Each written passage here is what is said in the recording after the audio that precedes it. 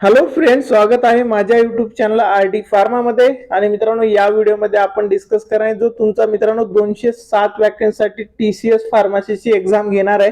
तर मित्रांनो, या 207 वॅकन्सीसाठी जो सिलेबस आहे टेक्निकल सिलेबस वरती मित्रांनो आपण एक ऑलरेडी व्हिडिओ बनवला होता आणि त्याच्यामध्ये सांगितलं होतं की टेक्निकलचा जो टीसीएस पॅटर्नचा सिलेबस आहे तर त्या सिलेबसवर कोणत्या पॉइंटवर जे 40 क्वेश्चन असतात ते कोणत्या पॉइंटवर किती येणार. तर मित्रांनो, त्या व्हिडिओला आपला चांगला रिस्पॉन्स आला. खूप साऱ्या जणांनी कमेंट पण केलेल्या होत्या की सर नॉन टेक्निकलचा जो सिलेबस आहे त्यावरती कोणत्या पॉइंटवर किती क्वेश्चन येतात ते पण सांगा.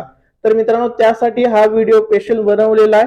आणि याच्यामध्ये मित्रांनो आपण मराठी ग्रामर आणि इंग्लिश ग्रामर ह्याचे जे 30 क्वेश्चन आहेत तर ते 30 क्वेश्चन कोणत्या पॉइंट वरती येणार ते व्यवस्थितपणे डिस्कस करणार आहेत. आणि मित्रांनो, हे जे मराठी ग्रामर आणि इंग्लिश ग्रामरचे क्वेश्चन आहेत ते टोटली जे लास्ट टीसीएस ने खूप साऱ्या एक्झाम कंडक्ट केल्यात तर त्या एक्झाम मध्ये आलेले क्वेश्चन कोणत्या पार्टवर किती आलेले होते त्याची एक सरासरी काढून बनवत आहे. ठीक आहे. तर मित्रांनो, तुम्ही आता पहिल्यांदा आपण इथे बघू शकता DMR pharmacist exam 2025 non technical मराठीवरती मित्रांनो तुमच्या एक्झाम मध्ये 15 क्वेश्चन असतात. तर मित्रांनो, मराठीचा जो सिलेबस आहे त्यामध्ये बघा तुम्ही, पहिला आहे मराठी व्याकरण. तर मित्रांनो, मराठी व्याकरण वरती एक पहिलं आहे वाक्यरचना, त्याच्यानंतर आहे शब्दार्थ, त्याच्यानंतर आहे प्रयोग आणि त्याच्यानंतर मित्रांनो समानार्थी शब्द, विरुद्धार्थी शब्द. तर मित्रांनो, जे मी लास्ट पेपर बघितले आणि त्यांना अनालाइज केल्याच्या नंतर मित्रांनो या पार्ट वरती जास्तीत जास्त मित्रांनो 4 क्वेश्चन तुम्हाला तुमच्या अपकमिंग फार्मसीच्या मराठीचा जो सिलेबस असणार आहे, मराठीचा जो नॉन टेक्निकलचा पार्ट असणार आहे त्यावरती 4 क्वेश्चन येऊ शकतात. तर मित्रांनो, काही पेपर मध्ये मी बघितलं समानार्थी शब्द विचारलेले, काही मध्ये विरुद्धार्थी शब्द विचारलेले, काही मध्ये प्रयोग. तर मित्रांनो, या पार्ट वरती तुम्हाला 4 क्वेश्चन दिसतील. त्याच्यानंतर मित्रांनो दुसरा जो इम्पॉर्टंट पार्ट आहे तो म्हणजे भाषा सौंदर्य. तर मित्रांनो, खूप सारे टीसीएस चे जे पेपर झालेत त्यांनी मराठी भाषेचा उपयोग कसा करायचा त्यावरती जास्त क्वेश्चनची भर दिले मराठी व्याकरण पेक्षा. तर याच्यामध्ये मित्रांनो तुम्ही बघू शकता उपमा अलंकारवर एक क्वेश्चन येऊ शकतो. त्याच्यानंतर मित्रांनो मनी व वाक्य प्रचार यांचा अर्थ आणि वाक्यात उपयोग. तर मित्रांनो, जे मनी आहेत त्याचा अर्थ काय होतो, त्याच्यानंतर वाक्य प्रचार एखादा तुम्हाला क्वेश्चन दिला जाईल आणि त्याचा अर्थ काय होईल, वाक्यात उपयोग, यावरती मित्रांनो खूप सारे क्वेश्चन टीसीएस मराठीचा जो नॉन टेक्निकलचा पार्ट आहे त्यावरती विचारतो. तर मित्रांनो, यावर तुम्हाला 4 किंवा 5 क्वेश्चन तुमच्या डीएमआरच्या एक्झाम मध्ये दिसतील.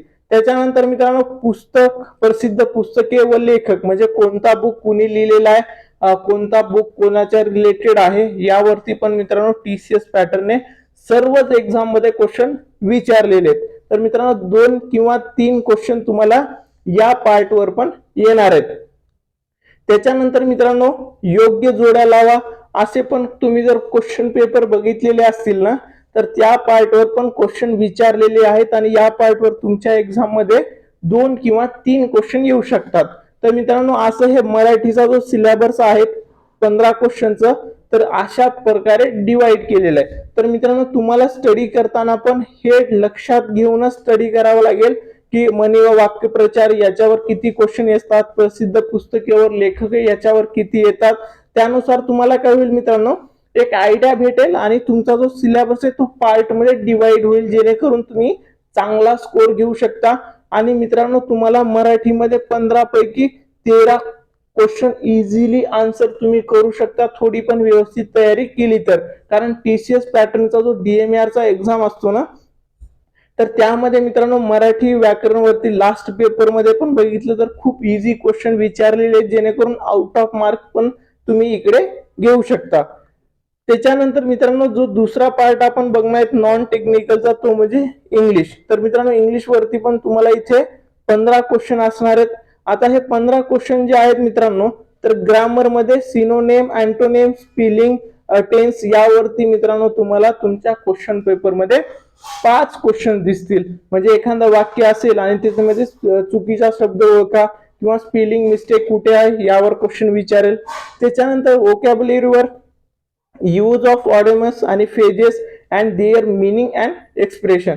तर मित्रांनो एखादा तुम्हाला वाक्य दिला जाईल आणि तो करेक्ट आहे का त्याच्या ऑडिमस फेजेसवर तुम्हाला क्वेश्चन विचारेल आणि या पार्टवर मित्रांनो जास्त सर्वच पेपरमध्ये जास्त क्वेश्चन विचारण्यात आले. त्यावर मित्रांनो 5 क्वेश्चन तुम्हाला इथे दिसतील आणि या पार्टवर मित्रांनो तुम्हाला 5 क्वेश्चन दिसतील आणि फिलिंग द ब्लँक्स तर म्हणजे रिकाम्या जागी शब्दावर एक वाक्य दिलं जाईल.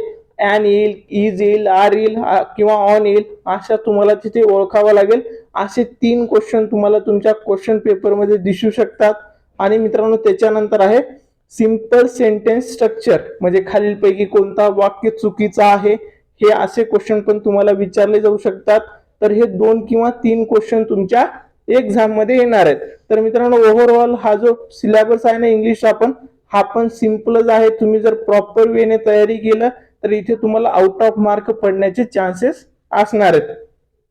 तर मित्रांनो नॉन टेक्निकलचं मराठी आणि इंग्लिशवर जे काही पार्टवर क्वेश्चन येतात ते आपण डिस्कस केलेत आणि मित्रांनो हे टोटली डिपेंड आहे प्रिव्हियस ज्या एक्झाम TCS ने कंडक्ट केल्या तसे क्वेश्चन पेपर मी चेक करून आणि त्याच्यावर सरासरी काढून तुम्हाला हा व्हिडिओ बनवलेला आहे.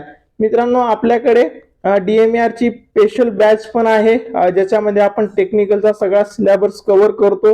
या बॅचला जॉईन करायचं असेल तर या नंबरवरती लवकरात लवकर तुम्ही कॉन्टॅक्ट करा. त्याचबरोबर मित्रांनो ज्या स्टुडंटचं बी फार्म झालेलं आहे आणि एम फार्म झालेलं आहे अशा स्टुडंटला फार्मा कोव्हिजिलन्स मध्ये जे IT सेक्टरमध्ये जॉब असतात तिथे मित्रांनो रेफरन्स प्रोव्हाइड केला जातो. ह्याची बॅच असते ती जॉईन करायची असेल तर या व्हॉट्सअप नंबरवरती तुम्ही कॉन्टॅक्ट करायचं आहे. मित्रांनो हा व्हिडिओ आवडला असेल तर व्हिडिओला लाईक करा. तुमच्या सर्व फ्रेंड सोबत हा व्हिडिओ नक्की शेअर करा.